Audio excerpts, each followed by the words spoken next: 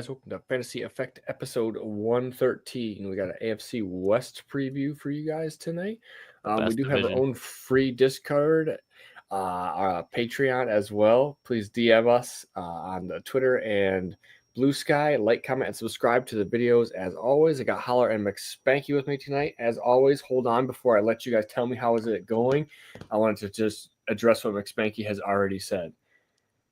I'll give you it's the second best division in football because I was thinking about it today, like going into it, because there's no way that's going to surpass the Lions and the NFC North for me.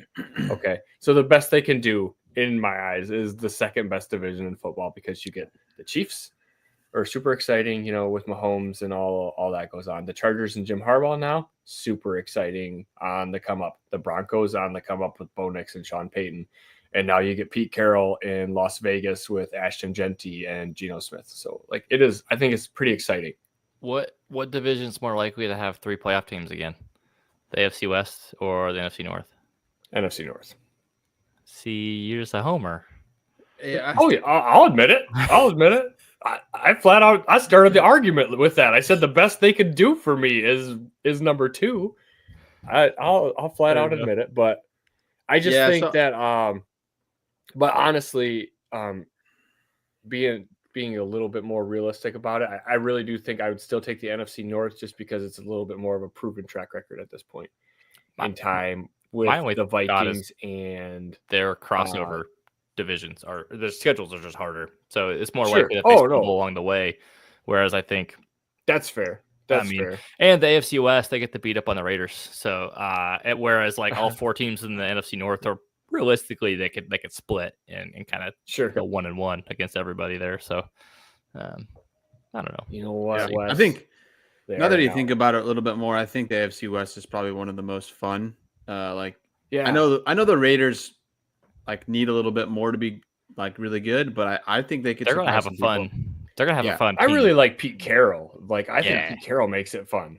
The whole thing. They're gonna be they're gonna let it hang loose, man. Pete Carroll lets them play. Chopping bubblegum, dude. Yeah, dude. Bubblegum hates to see Pete coming. Yeah. So I do feel like there's a lot of parity in almost all of football right now. I know we get a lot of the Chiefs and then the Eagles are but I think I can make an argument for quite a few teams that can make it to the Super Bowl. It's just if it's gonna happen, right? So the Patriots are no more. Yeah, that's what I really love about. I mean, I know we've seen the Chiefs for quite a while, but they just know how to get it done. But I just think there's a lot of other teams as well that could kind of fight for it as well. Definitely.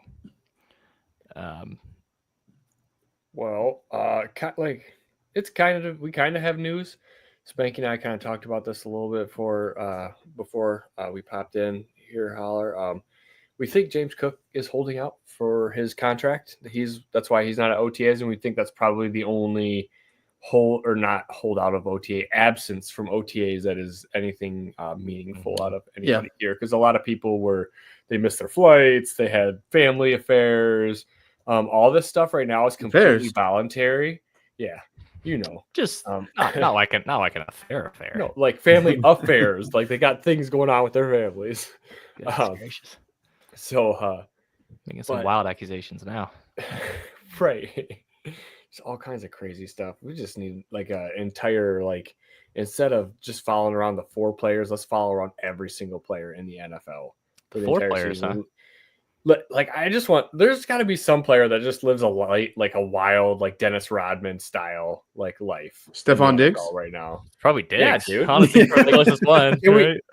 Let's follow one of those guys around. I mean, I know one of some of the players that went to Georgia. I would assume. Let's see what their decision making is like on a nightly basis. Yeah, play some real life GTA. Right. See what happens. Right. Oh, I think there are some other players missing from OTAs, but nothing of note. I was after I saw James Cook holding out. I think obviously Kirk Cousins is missing from OTAs, and Kyle Pitts is missing from OTAs. I don't really know if either. Well, he's of those in the building. I think they said he was doing an ankle thing in the facility. I don't think of how many people are of note. I think the biggest one is James Cook. I think, and I agree. I think he's been trying to talk up what he wants to get for even before the draft. So, And I don't think he's worth that amount of money, right? I mean, he's not this game-changing running back. I think he's a solid running back. I think he's good for fantasy, but I don't think he like elevates the Bills, right? I don't think sometimes you don't even know he's missing. He's fine, dude. He basically had like 48% of the snaps. He doesn't even play all the snaps because he can't pass block. So like he's supposed to be a pass catching back, and he is good at it, but he can't. He's a liability on the field, so he doesn't play third downs. He doesn't play in 2-minute drills. That's like Ty Johnson because they don't trust him to block for Josh Allen. So, I don't know. It feels weird for a player to kind of go down that route of like, hey, I want this much money, like a position leading contract for someone who can't even play half the snaps for their own team. Feels like it's a bold strategy, man. I don't know how it's going to work out for him, but go for it, man. Get your bag too. But I just don't think it's. Yeah, and I think to me he's the type of player that could do like a Le'Veon Bell and sit out. I don't know for sure, but I just feel like the way he's talked about, I want this contract, I earned this contract, and it's like, okay, this guy's kind of on his high horse. So just caution if you're doing startups. Caution with James Cook. Yeah, he's the one I don't really want to touch in like redraft or like best ball, like underdog best ball drafts right now because I'm just like I don't know, I don't feel good about it. Like relying on him. And let's say he holds out into camp and he reports like those guys. Like I don't know, there's got to be some kind of data on it, but it's like almost inevitably they get hurt, like pull like a hammy week 1 or they get banged up, and it's just like I don't want to deal with that headache, man. Like just give me a guy that's in the building, that's ready to go, is in shape, and we saw Ayuk was played really poorly. He did. Then got hurt into the season, and probably then he got hurt. Pissed about the red shorts he was wearing. Right.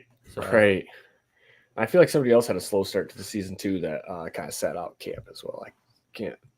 It's slipping my memory, but I mean, probably. Spanky, you have a blind resume. I do. This is gonna be a fun one for you guys. Yeah. All right. So I have two quarterbacks.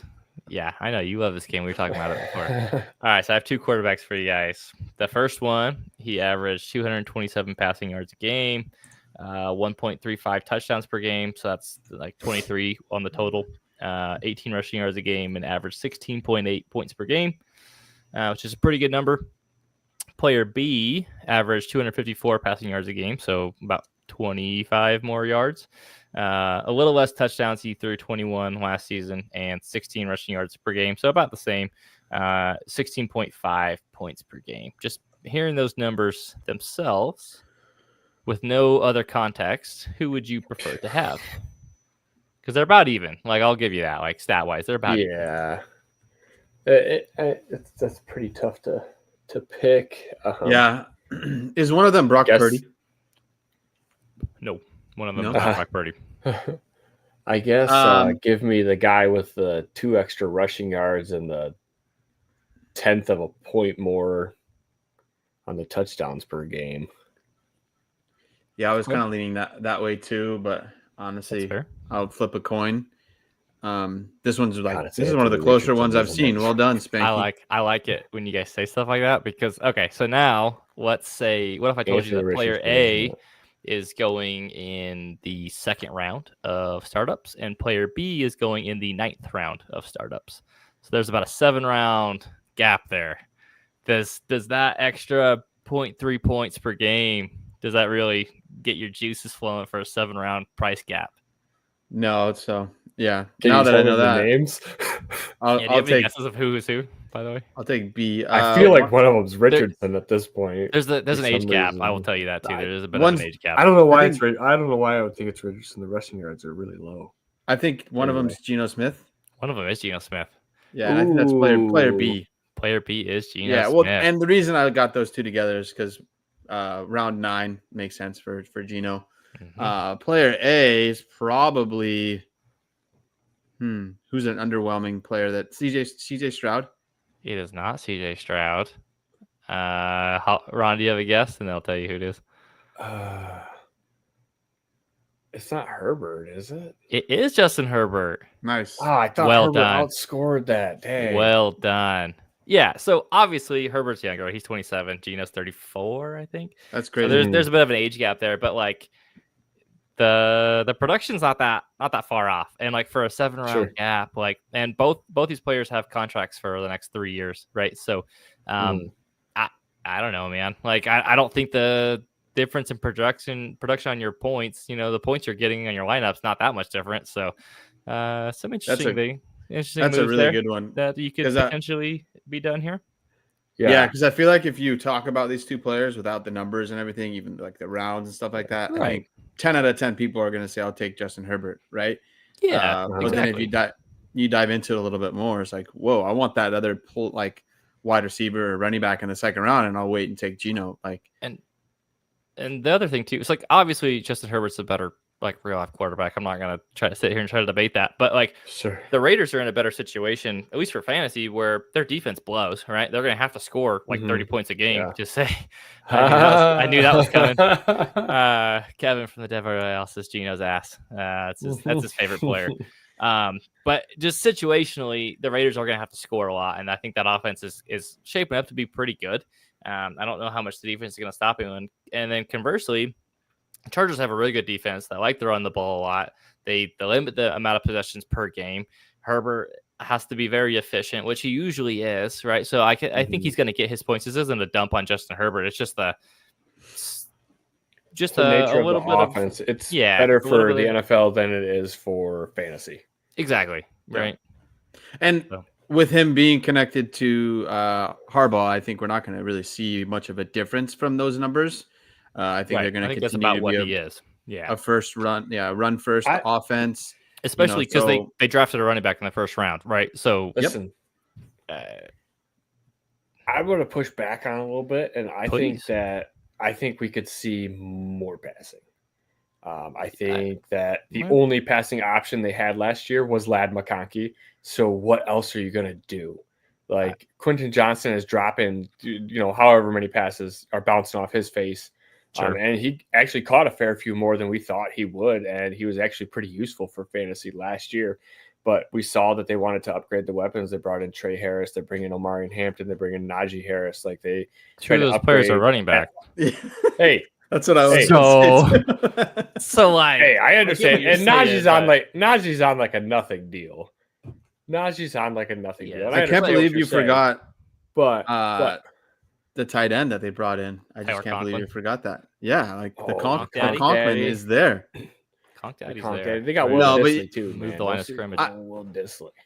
I just have a hard time. I do like Justin Herbert, but the more you think about it like this, is more like, okay, for fantasy, I think I would rather take that wide receiver or running back in the second round and then get that same production in the 9th round and for Geno, right? Or even if I have to go in the 8th round or whatever, if I'm playing with other people that are like-minded, right? So I don't know. I just think it's a good way to think about it like that. And I do think we've seen it time and time again that Harbaugh is a run-first guy. So, I think they did bring in more wide receivers. They did bring in more pass catchers, right? But I'm not saying that Herbert's going to go out there and start throwing the ball 30 times. I just think that he can be better passing wise than he was last year because he can be more efficient with better weapons. Yeah. And who's not to say because they have a few better weapons on the field now that they don't open it up a few more times in a few more games than what we saw Herbert get to do last year. I don't think they're going to walk out there and throw the ball. That's not Jim Harbaugh. That's for sure.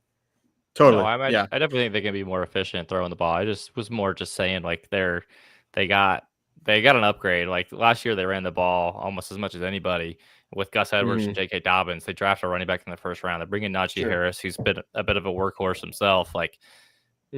They did draft Trey Harris, right? And so I think there's some upgrade there on the pass catchers. But I think Herbert. I guess he's a little bit overvalued. I guess this is what I'm kind of getting at here, and that you're paying for a name and the potential of him being remember his rookie year when he just was slinging the rock around, but that's far from where that team is now. So that team couldn't play defense, so that's why he had to throw the ball so much, right? So, and I think we're in opposite situations with the Chargers and the Raiders, right? So I think they're gonna have to throw the ball. So even though they did obviously get themselves a top tier running back, but I still think they're gonna have to throw the ball when they're down. Yeah. So I mean, I think if you wanted to maybe tear off of Herbert I think the value is pretty good there. If you wanted to do like a Herbert and go to the Geno owner and do that, you could probably get a pretty good like other player swap if you wanted to like on the Geno side. So it'd be worth something worth exploring. Yes, sir. Definitely. So I did a couple trades here this week so far. Yeah. I actually moved 2 rookie running backs. The first one I did with Ron, Omarion Hampton and a 26 second for Brock Purdy. I only had one quarterback in that team. So I felt like it was a good value, pretty equal trade, tough to move Hampton. But I think that's about what Brock Purdy. Yeah, I think that's what Purdy, the value there. So was good for both teams. Ron and I honestly don't make that many trades, so we don't. I've been trying to get a running back for 3 flipping years. I've been trotting out Gus Edwards and Antonio Gibson for 3 years now, and missed the playoffs every single year, like just by like a those running backs, dude, and right. But like I'm just missing by like that much. So it's like if I could just get one running back, no one will trade me those vets at the end of the season. Like everybody wants to price gouge me on them, and I'm like, dude, I'm barely gonna make it. Get out of here. Yeah. And then I also moved Caleb Johnson. I got him at 112, and I returned my value for a 26-1 and a 26-2. Worst case, you get the 112 again, and you add a second. So So I moved up there, and with that additional first there, I have up to 4 first, and I still have a pretty solid team. So if need be, if my team is looking pretty good halfway down the season, I can move some of those first for some some top tier players. So I'm in a good spot. I had no problem moving both those guys. And then this one was just a drop in my inbox that I was just like, am I seeing this correctly? Anthony Richardson for a 26-1 and a 26-2. And I was like, what year is this? Goodness gracious. Honestly, if I could just get a first for him from anyone, I would take that, let alone the second. And honest to God, like if I could get like an early 2, I'd probably move him for that too. So I don't know how this a lot of times I will look at my trade and then put my phone down and just kind of think about it. That one I was like, boom, accept. Yeah, like that was just a no-brainer, right? That's a good one. I like that. And then last one here, James Conner and a 26 second for Mason Taylor and a 26 third. And this is a 2 tight end and a 2-point tight end premium all day. So I was pretty happy with that. And I like James Conner. Yes, I do too. I won the league last year, and I needed some tight ends, so I was pretty happy with that. And I think Connor, if I remember correctly, is my 3rd or 4th running back, so I was pretty good with that. I'm also pretty. I've been told I'm pretty unhinged with my Mason Taylor. A little bit, right now. So maybe I should split this conversation out. But I like the Mason Taylor side quite a bit. Yeah, I figured for that one, it's. I don't want to say it's a no-brainer, but to me, it kind of was, right? You have an aging running back, and you're getting a rookie tight end on a 2 tight end, right? So, that's where I'm at with that. Yeah, 30. It's been a busy week for me. I was 30. Dude. Dude. That's a hefty week, man. 2 are one team and 1 league, so that was fun. But I like it. Yeah. Awesome. Yeah, I hope that's the 201 you sent me as well. I was thinking about that earlier. Probably not. I don't think so anymore. Yeah, it's probably not. But hey, neither here nor there. Let's get into the AFC West. Okay, we got the Kansas City Chiefs. They went 15-2, lost in the Super Bowl, and they are projected to win 11.5 this season. That's it, you guys. What do you think? I know that's the thing. It's hard to because I feel like they to win that many games. It is, but honestly, I feel like they got better. Like they had a good draft. Like they getting Rashee Rice back from injury. Like they didn't lose anyone significant. I mean Joe Tooney, I guess you could say, but I don't think we'll really see that effect on the in fantasy. We could see them. I still think they're going to win over 11.5 games. I'm taking the over. I still think they're unfortunately again a threat for the Super Bowl. But we've talked about this before. I think Mahomes, I think his price is coming down, and also his where he's going in startups. So it's come down quite a bit to where I'm like, okay, I think I'm back in a little bit on Mahomes. I was just gonna say, like now it's become disrespectful. He's gone down because before he was up there with like Josh Allen, and I'm like, he's not producing at Josh Allen level. This isn't right. But now he's like dropping. Like I got him one of the starts we did. I got 112. Yeah. Which that was easy for me. Like at that point, I'm like, well, okay, that's the lowest he's been since I don't know, like in his second year in the league. Like, I have him projected as my sixth best quarterback this next year in terms of like points per game. So I think there's a little bit of a bounce back. He's got some good weapons. I don't think the running backs and the offensive line are as good as they have been in years past. I don't know if they can lean quite as much on the run. So I am projecting a little bit more of like a pass happy offense with Rashee Rice and Xavier Worthy. I'm back in on Mahomes. He's only 29. Like he is a little bit older, but not that that's like old. He does that little grandpa run. That's pretty effective. Yeah, so he gets a decent amount of like rushing, so there too. So I don't know. I don't really want, so out of this group, I only really want the receivers and then Patrick Mahomes, right? I don't really want Pacheco. I don't really want Hollywood Brown, and I'm okay with Travis Kelce because I like a lot of times he's gone really, really late. And then also if I have him, I'll just keep him because I don't really want to send him away for a second or whatever, right? So I think he will have a probably pretty similar year as last year. Maybe a little bit better, maybe some more touchdowns because they're probably going to have to throw a bit more. But I do think maybe Noah Gray will get involved a little bit more. Now, just real quick on Marquise Brown. Obviously, he was hurt like all last year, and then he only played 2 games in the regular season. But I mean, he got 8 targets, 7 targets. Those 2 games he was in there. I do think a lot of those targets that he was getting are going to go to Rashee Rice. So I think he is going to be kind of third fiddle on the offense. But even still, he's basically free. So I think that's worth. I think it's worth a stash on Hollywood in case Worthy or Rice gets hurt again, or maybe if Rashee Rice is a little bit slower to get going, coming back from the ACL injury. Suspension. I mean, Hollywood's been free. No one wants him, right? He's been around for forever. And he's always hurt. Nobody wants him, right? You can get him. Nobody wanted him when people as like a throw him. in on a deal, right? Exactly. The Travis Kelce thing, I think he didn't look the same like in the playoff run either. And in that Super Bowl, like there was plays where it was like did he kind of give up? Like he just didn't really have the same juice, right? Noah Gray's good too. So like don't sleep on Noah Gray. I got a Travis Kelce theory. Okay. He pulled the Rocky 3, and look, he basically spent his whole offseason dinking around and doing commercials and doing TV shows. Like he literally was in a whole season of a TV show last offseason.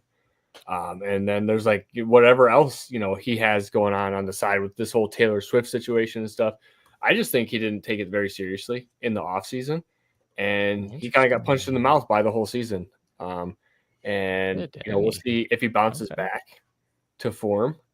And I think, I don't know. It's just a weird thing, and you can see it catch people. And I just think if you look back at his off season and what his season was, there's a whole ton of distractions, I think, and I think to a point, like it's fine and everything. Like you have to, they have to have lives and everything like that. You can't just be like, I'm going to practice football all day, every day.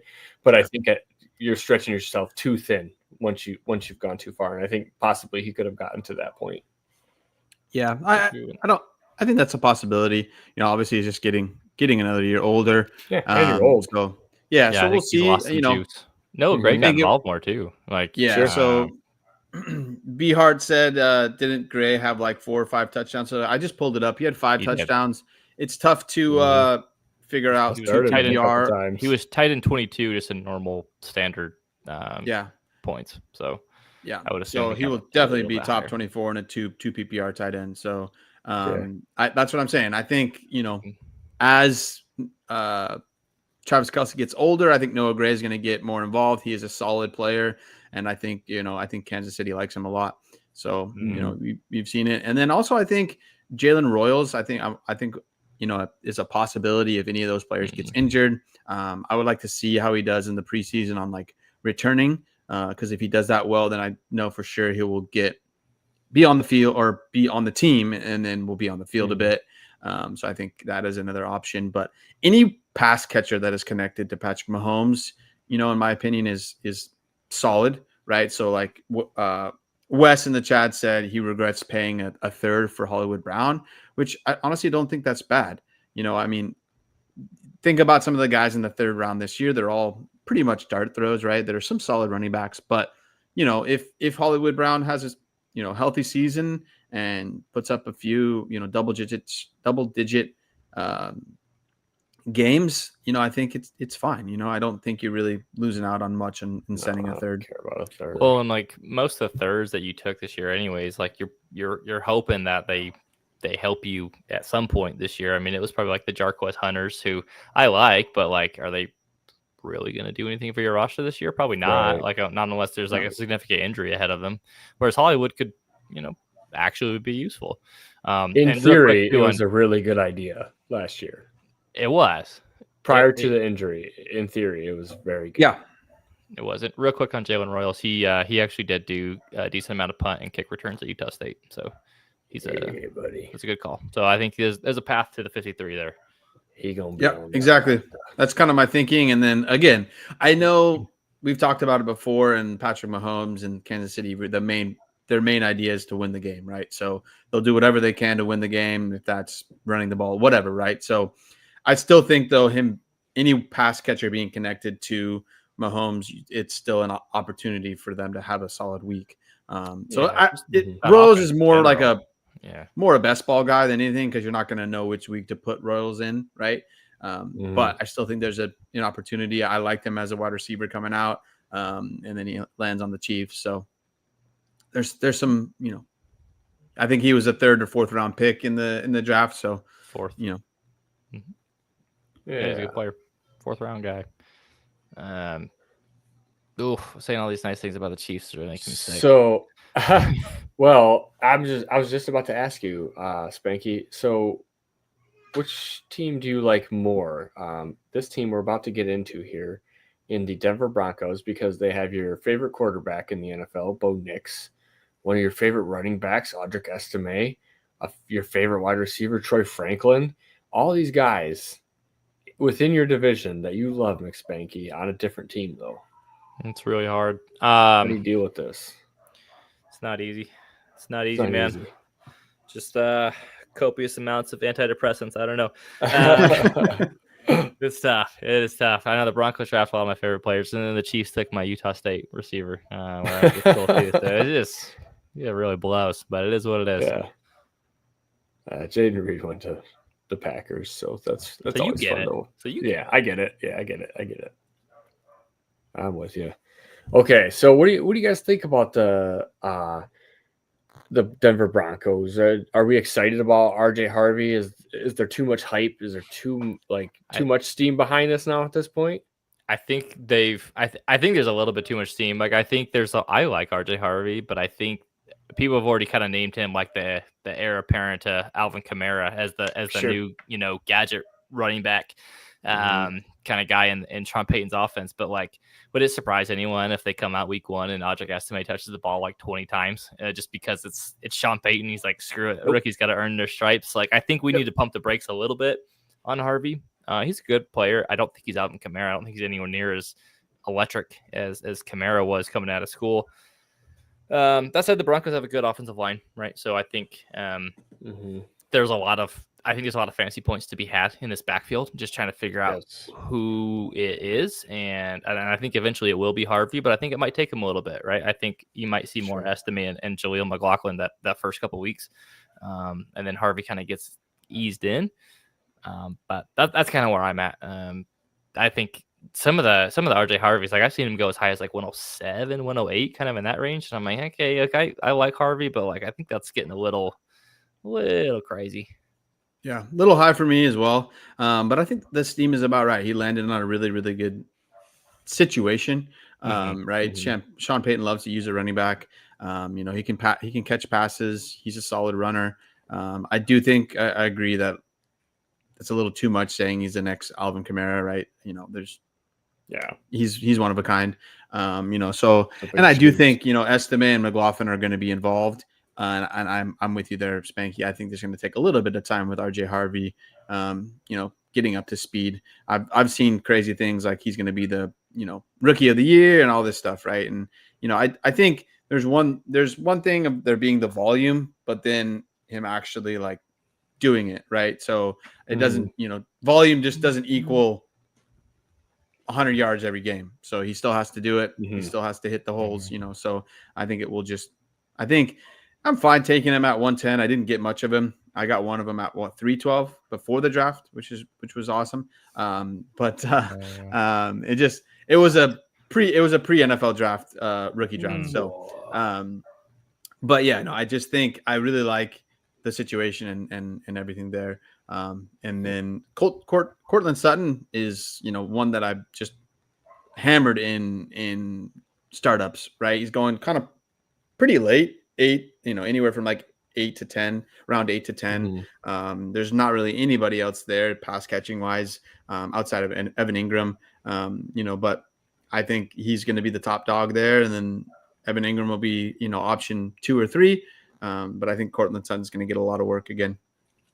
I think so too. Yeah. I think he's one of those names too, where like you never he doesn't look good on your Dynasty Daddy, roster trade value or whatever, but he's a damn good wide receiver. He's a perfect wide receiver 3, right, on your team. Because he's never he's pretty safe floor week in, week out. He can catch touchdowns. I like Cortland Sutton a lot. He's usually pretty attainable too. Usually about a mid-second. Usually will get the job done. For Sutton, he's a little bit older. I wanted to just check real quick on you guys with Bo Nix, right? He obviously had a great year 1. I think he was a QB1. I think he was right on that fringe, somewhere in the 11, 12, 13, 14 range on the season. Do we think we see that again from him? Do we anticipate any kind of a regression? Because sometimes these guys, CJ Stroud comes to mind, where they have a really good first year, and then NFL teams and defenses have an offseason to kind of figure out how they work, and they kind of fall back a little bit. The weapons aren't the greatest. I know we just talked about RJ Harvey, but outside of Cortland Sutton, there's a lot of guys that kind of play a role, but not a true wide receiver that you really feel good about. They did bring in Evan Ingram, and maybe that'll serve as their number 2 pass catcher. But do you guys have any concerns with Bo Nix and his pass catchers with his ceiling?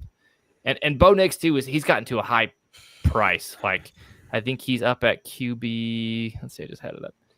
QB 12-ish, somewhere in that range. So is that too high, or is that about right?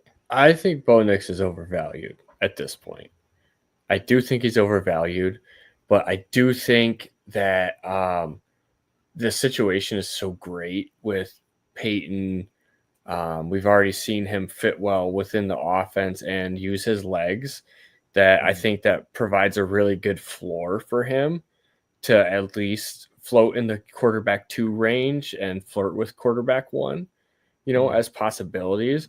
But I wouldn't be surprised, if we go through this year and be like, oh man, this year, wasn't as exciting as last year. But then by the end of the year, look at it statistically and be like, oh wow, it really wasn't all that far off. Maybe it happened in a different way, Yeah, I like that a lot. I think you got to temper expectations a little bit, right? I still think, I got him in our latest startup in the end of the second round. So I think it was 210, and so I think it feels a little early, but I think to get a quarterback that is going to be a solid QB2 with some upside of QB1, especially because of his legs, and we saw him do it last year with less of what he has this year, right? I just think at least it's going to be around the same as last year, if not a little bit better. So, I think there is the price that might be a little bit too high if you want to go out and try to acquire him. But in a startup, I think that's just where he's going, I don't know. I was just looking he's priced right around CJ Stroud, kind of at the top of the 3rd round in startups, which I feel like I'd rather just wait. Looking at the next round 4, you have Baker Mayfield and Brock Purdy kind of in the mid back half of the 4th round. Like if I'm going to take a quarterback, I think I'd rather just wait and grab one of those 2 guys. I don't think that the difference in points is that all that different.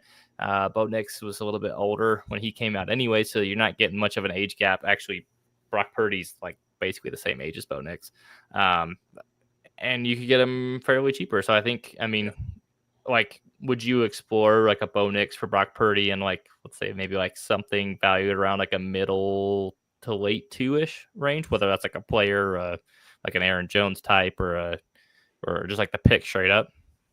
Yeah, I would. Like, I don't know if it would get done, but like Cortland Sutton, right?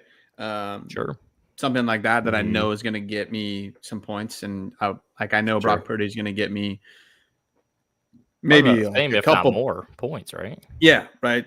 I was going to say worst case, like maybe 1 point less per game, but really not enough to make me just be upset that I moved him, right? So, yeah, I mean, I think these are the type of things that you got to do to make your team better and win, right? So you got to find guys that are at their highest point and then try to move them. What do you guys think about Evan Ingram in this offense? I think they talked about, Sean Payton was talking about how he needs like a joker, whatever role that is on their offense, and they go out and get Evan Ingram. Are you guys excited about Ingram? He's a little bit older now too. He's been stuck on some bad teams in Jacksonville and New York. Are we expecting a lot out of him this year, or are we kind of wait and see? I'm a little bit on the wait and see. It's like I haven't taken very many of him in startups. I think he's in he's going in a good spot. It's just more like I've seen what he's done the last couple of years. I mean, he's been solid. Don't get me wrong, but I just think we're probably going to see a lot of the same. I don't know until I'm proven otherwise. Right? I'm still kind of just tempering expectations a little bit. That's fair. I feel like I've been hurt by Sean Payton tight ends one too many times. Yeah, there's like flashbacks to Kobe Fleener and all those guys back in New Orleans chasing the next Jimmy Graham. And then what if he goes back to New York Giants having Ingram and he can't catch the ball anymore, and then Sean Payton just says, "I'm just done with you," and he doesn't even go on the field? I mean, at least at that point, you can't play him, but. I will say that his always saving grace with that is there's not much there behind him. Yeah, that's fair. I was just pulling up there. It's like Adam Troutman and Lucas Cole. Adam Troutman has been hanging around Sean Payton rosters for like 6 years now. Right, dude. This is a good question. He's a blocker. I would say the second pass catcher is Ingram. Yeah. So when I was kind of talking about it a little bit earlier with Sutton, like I think he's far and away the option number 1, right? And then it has to be Evan Ingram or maybe one of those running backs. Like Jaleel McLaughlin does a really good job outside of the backfield passing, catching passes. But I would still put Evan Ingram way ahead of him, right? And then Pat Bryant's solid, Marvin Mims is solid, and Troy Franklin is solid, right? But I don't think any of those guys are going to surpass Evan Ingram. No, but I wouldn't be surprised if by the end of the year, Pat Bryant's the number 3 on that team in targets. Yeah. No, I wouldn't either. Marvin Mims is used now. If we talk about Zay Flowers, we joke about Zay Flowers being a gadget guy. You want to talk about a gadget guy?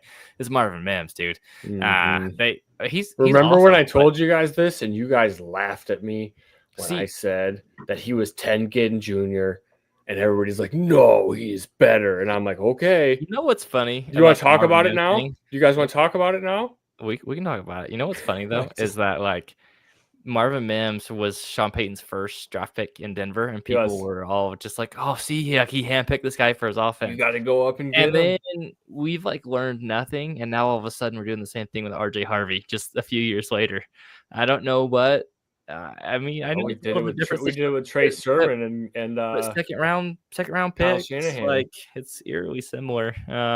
It's not like they didn't need a wide receiver when they drafted Mims too, and the room was wide open. So I don't know, man. I love Marvin Mims. So we'll see. I love Marvin Mims coming out. I bought a cheap signed jersey. But probably cheaper now. I was gonna say it might have gone down in value. probably did. Unfortunately, I'm sorry. I mean, if I remember correctly, it was less than $50. So it was super cheap. That's a steal. That's a steal. Yeah. And it's a dude that you like too. Oh my god, I can. And then Devon Valet too. Kind of their big slot. He's he's a good player too. So I think he'll be around. But I do think out of his wheelchair. Yeah, he is. He's a couple days away from. Somebody commented he was 27, so Oh, I see. Yeah, he's basically just retiring soon. Yeah, I was gonna say he's very close. He's a few days away from the retirement home. They have a type, dude. Bo Nix and RJ Harvey were like what 27-year-old rookie. 20, yeah, and yeah. then Devon Bailey is just 27. So yeah, he was 27-year-old rookie. So they have a type. Okay. Yeah, they like him old. Yeah. Denver Cougars, am I right? Sorry. Yeah, nothing wrong with a Cougar, man. There's anyway. Nope, not gonna get into it. We're getting derailed. Not gonna get into. Anyway, so probably the pride and glory here at 40 minutes in, the Las Vegas Raiders. Well, do we want to talk about the Chargers first? I was gonna say, did we skip? Did I skip the Chargers? Yeah, I mean, I'm happy to skip the Chargers. Oh, geez. So I didn't. You know. Okay, I didn't mean to skip the Chargers. We had kind of talked about the Chargers a little bit earlier in the show, and I think I had scrolled further in the notes. Mm-hmm. And we talked about Herbert a little bit. We can go back to the Chargers again if you guys want to go back into it. Yeah, we should probably talk on them a little bit. Let's hit it. Yeah, American Hampton, Najee Harris. I think that's one where like Najee Harris is probably going to be the guy, probably the first like month or so of the season, and then they're going to start getting Harris or Hampton more and more work as the season progresses. So I would be a little hesitant to just roll Hampton out of the gates. He's probably going to start a little bit slower. Lab McConkey, the pride and joy, dude's out there. Like, I don't know if he could be any whiter. Like, he was out there practicing in a bucket hat the other day. I was like, damn. This guy's something. But I'm sorry, side note, I'll have to send you guys this, but Aiden Hutchinson has now fully embraced his Detroit roots and gone full Eminem and wore a do-rag to practice today under his helmet. See, so I'll send you guys that video. It's great. Go ahead. That just reminded me of Lab that. McConkey, like he has, like we can talk about his value real quick. Like he's gone it's crazy high.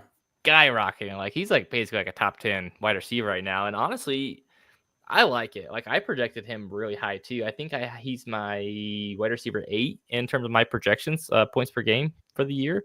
I think year 2, like as long as he stays healthy, that's kind of always been his thing. Like even back at Georgia, he's a real gym rat. He is a real gym rat, isn't he?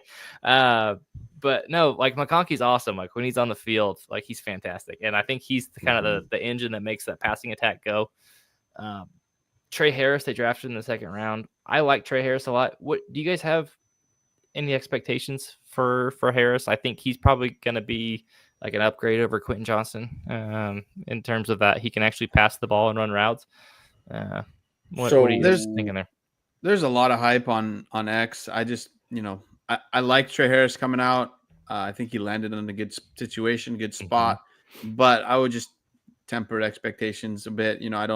I think maybe like there's not really anybody outside of McConkey, right?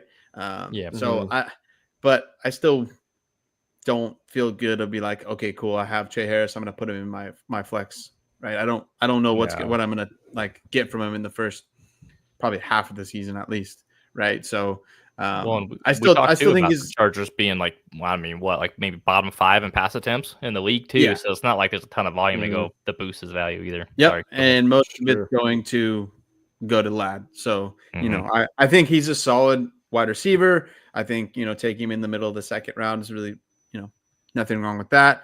But I just think it's probably going to take some time before he actually could end up being in your starting lineup. Yeah, I agree. I'm excited for it. I think a little bit kind of forgotten about is Mike Williams re-signing with the Chargers too. I think that could kind of slow down Trey Harris, maybe possibly early in the season. We know that Big Mike's good to get hurt. Maybe he makes it through a few games and it, so it takes Trey a little bit of time. But I think that Trey Harris might wind up being more of a real life NFL value than he is fantasy wise, just as a field stretcher, because I think his downfield, like I liked that stuff, that part of his game, but like I didn't like much more about it. But like this one, I'm going out on a limb and saying the Chargers are better at this than I am because they do this professionally. Well, they also drafted Quentin Johnson in the first round, so let's not give him credit. Not the Jim Harbaugh staff. Not the Jim Harbaugh staff. That's fair. Okay.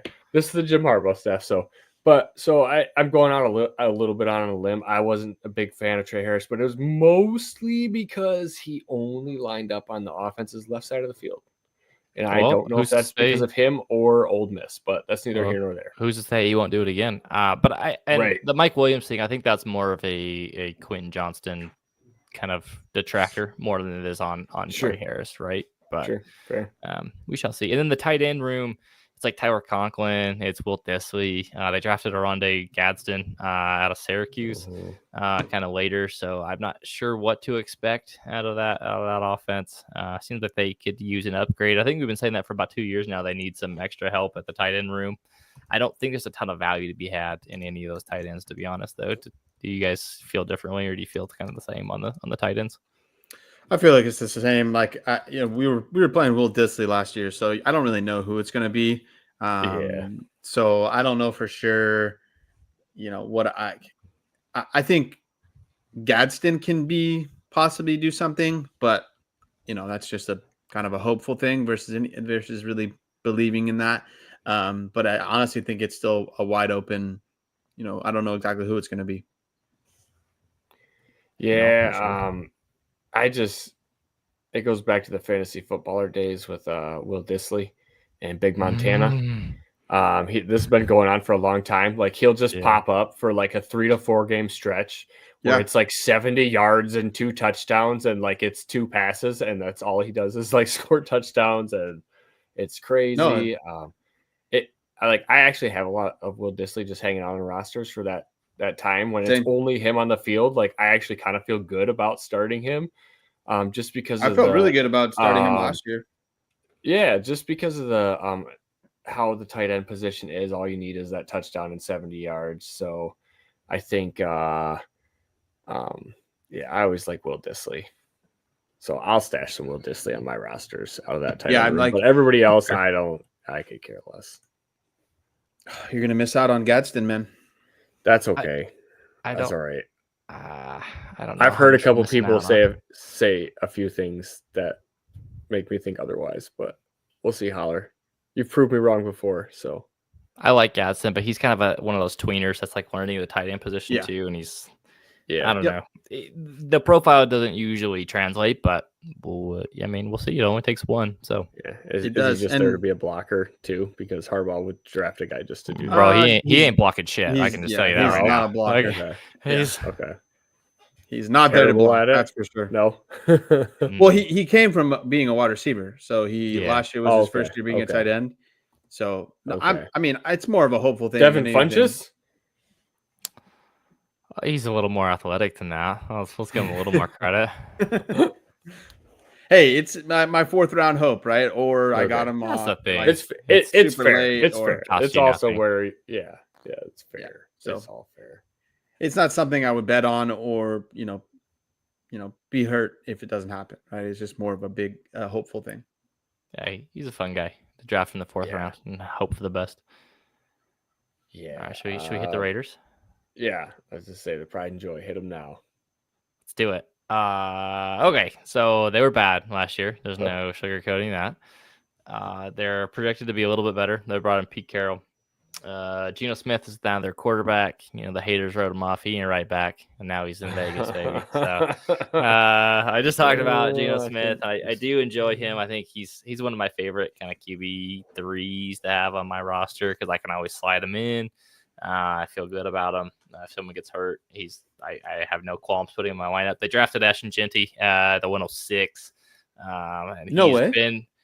He has been pretty clear cut 101 and pretty much all dynasty rookie drafts. Which, dude, like he's gonna make that thing go. Like there's really no one else there. It's Raheem Mostert. I don't need to talk about Zamir White anymore. I think I should be banned from mentioning him ever again. The wide receiver room. So Wes in the chat asked about any 2nd round wide receivers that are worth that maybe producing right away. I think Jack Betch is the one that he should be in the starting rotation right away. It's really Jacoby Myers, and there's not a whole else lot there. There's Trey Tucker, and And then Brock Bowers. I think I have him projected to be the tight end 1 again. I think he's pretty clearly the tight end 1 everywhere. This offense should be really good. It should be really fun. Last year it was very bad. There was not a lot of excitement. This year they have a quarterback that's capable of distributing the ball. They have a good running back we think he's a good running back. He was in college. Brock Bowers is there. Like, I feel pretty safe saying he's a good running back, but he also hasn't taken a snap yet, so I want to just pump the brakes a little bit. There's some more pass catchers there, I think, and the defense is probably going to be pretty bad, right? There's not a lot of talent there. They lost a lot of guys, especially in the secondary. Is Divine Diablo still there? No, he left. Yeah, that's the one that left. He was good. Solid linebacker. He's one of my favorite names in the NFL. He was. Yeah, he was one of those converted safety to linebacker. Yeah, so kind of to go back to Wes's question of any wide receivers available in the second that will be useful. I think spot on with Jack Betts just because of the opportunity. Kyle Williams is a possibility. But he's been good in OTA so far. From what I've seen on we'll see. I mean, there's clearly there's probably equal opportunity between him and the Patriots. I think the Patriots will have a better defense and they'll run the ball a little bit more. I think the Raiders are going to be down and have to throw the ball. So I do think Bowers, Myers, and Beck are all going to be good pass catchers. And then Genty is going to be Genty, right? And so I'm with you. Geno Smith is a very, very nice quarterback to have on your roster as your QB3, or if you're stacking up wide receivers or running backs and you waited on a QB and you take him in the 8th or 9th as your second quarterback, you're still going to be happy with that. So I do think there's good this offense is going to be good for fantasy. I'm probably going to give Kyle Williams a slight edge to Besh just because of the volume aspect of the whole thing, because neither stepped on the field, and we know that Jacoby Myers is a good wide receiver, and we know Brock Bowers is a very good tight end, so we know they're going to take volume. Kyle Williams is competing with Hunter Henry, and we love Hunter Henry. Yeah, we do like. I know Henry. It's totally. I know Diggs wasn't great, but he's there. Diggs is still there when he is his boat tour that he's on at the moment. But for right now, in my mind, he's not there on the team at this moment in time. So when he gets there, it changes. You are right about that. That's slanging. He'll be running routes for the Patriots and be the. But I wouldn't be shocked if Betch beats out Williams. I'm just taking Williams. If I had to put my money down on it, I'm going to take Williams over top of Jalen Polk. Yeah, I love that. I slandered Jalen Polk last year when people liked Jalen Polk. Yeah, that one didn't really work out, did it? It did not. I traded Jalen Polk for David Montgomery last year. At any point, that's impressive. That's insane. The one thing I'll say about the Raiders offense is that this is one of those, some offenses where you're I think this offense could be good. I don't entirely know where all the volume and the fantasy points are coming. This is an offense where I think it's going to be good, and we know where it's going, right? Ashton Genty and Brock Bowers they're flowing everything through those two guys. Jacoby Myers will get a healthy chunk as kind of the third kind of guy in the offense, but we know where the points are coming. Geez. Fantasy god. Yep. Wow. He teaches us what we know. Yeah, we call him Sensei in the group DMs. So yep. Oh Lord. Don't start something like that. You're gonna have a new nickname. Sensei, how was my trade? No, don't ask me about your. Oh, we don't trade with. Listen, him, right? No. Listen, I come ask these two everything for trades. Ask these two. These two give me all the knowledge. I don't. It's the test. No, it's the test. He's like, let's see how these guys. I don't know anything. How much have they learned from me? Listen, if it wasn't for these two, I wouldn't know anything about ADP. I just got some good vibes that I once in a while have to get right. Don't crap on vibes-based drafting. I've been thinking about lately, how can I really, put this to pen and paper, but like there's so many different context things that go into each and every different player that there's no way you could ever quantify all of it, because like some person it's because like, you know, like his brother got shot and he had a terrible year, you know what I mean, things along those lines. So you just can't, like, it's tough to find a way to categorize all that kind of stuff, you know. So it's, I don't know. I mean, if you want to talk about made up values and trade values, I'll get on board with that. It's everything's just because like let's talk about it, right? It's what is it based on? It's people's vibes, and a lot of times too, it's based on like ADP, like how people like value the players that come in based off of what other people have done. It's not even that they have like an opinion. And a lot of times too, when they're drafting, they're like, well, shit, I don't know who to take, but this sleeper tells me this is the next best guy. So he's the next best guy. I mean, we crap on keep trade cut value all the time. And that's the same thing ADP is. It's just, it's spelled out a little differently. So it's like, find the guys that you believe in and take those guys. And like, if the ADP's like, oh, this guy shouldn't go for the next like 2 rounds, like screw it, take your guy. Who's to say ADP's right? Or the trade value's right? Like if the trade calculator says you lost the trade, like who gives a shit? If you made your team better, I don't care. Yep. This is I feel like this is the C2C I'm in right now. I'm looking for guys that I don't even kind of know who they are. There's not really any ADP to it. Because I mean there is a little bit, but not necessarily the C2C. But you're just looking at guys that are on a team that might be the next man up, you know, and it's 50 rounds deep for a C2C, so it's fun. That is, it kind of really helps the crazy deep. Yeah, it well, you're only drafting once, and then after that you only draft in freshmen. So, I see. So, but yeah, no, it's fun. It's kind of made me have a different take on like ADP, kind of exactly what you're saying is just like find guys that you trust in, that you know have a good situation. Kind of like, you know, we know the Raiders haven't been very good, but they have really good players that I know are going to get fantasy points. It's way more fun to have no one to blame but yourself at the end of the day.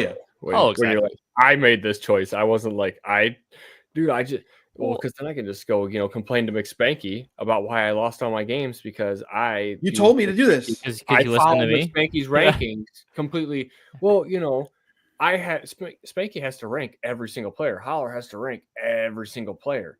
Like, even whether they like them or not, they have to have a spot on there. There's people I wish I could leave off rankings just because I don't like them, because then people try to trade them to me because they're on my rankings.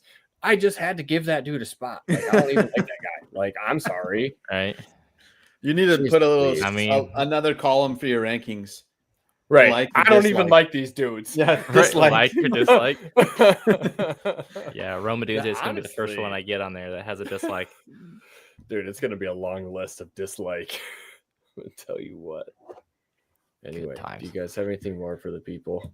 No, I think. Now I feel like I was all arrogant about like the Jalen Polk thing.